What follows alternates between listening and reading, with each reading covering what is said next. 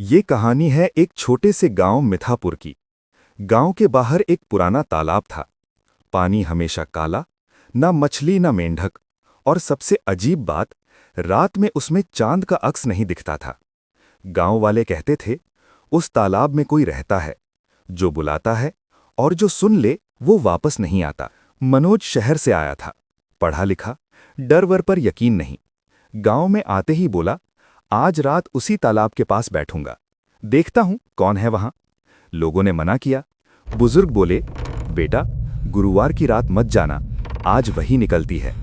पर मनोज हंस दिया। रात के 11:30 बजे मनोज तालाब के किनारे पहुंच गया।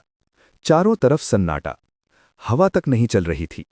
तालाब का पानी बिल्कुल शांत, जैसे सांस रोके बैठा हो।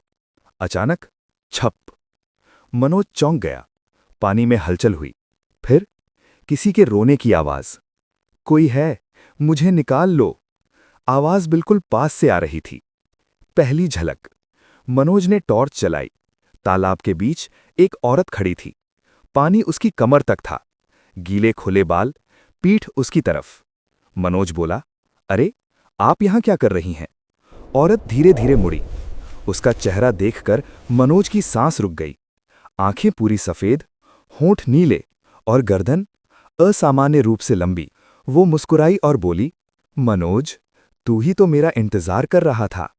मनोज के हाथ कांपने लगे। तुम्हें मेरा नाम कैसे पता? औरत ने हंसते हुए कहा, जो इस तालाब को देखता है, तालाब उसे देख लेता है। तालाब का पानी हिलने लगा। चारों तरफ से फुसफुसाहटें आने लगी। आ जा, ठंडा पानी है, बस एक कदम। मनोज ने पीछे हटना चाहा, लेकिन उसके पैर हिल ही नहीं रहे थे।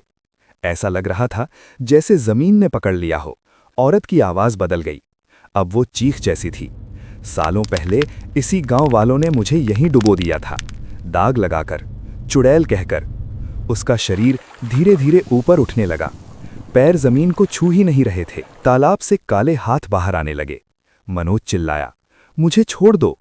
औरत बोली, जो देख ले वो लौट नहीं सकता। उसने एक कदम आगे बढ़ाया। तालाब का पानी अचानक उफन पड़ा। सुबह गांव वाले पहुंचे। तालाब के किनारे मनोज की चप्पल, मोबाइल और मिट्टी पर घिसटने के निशान। मोबाइल ऑन था। आखिरी ऑडियो में मनोज कांपती आवाज में बोल रहा था, वो पानी से बाहर आ रही है, उसकी गर्दन बहुत लंबी है, मेरी तरफ मुस्कुरा रही है।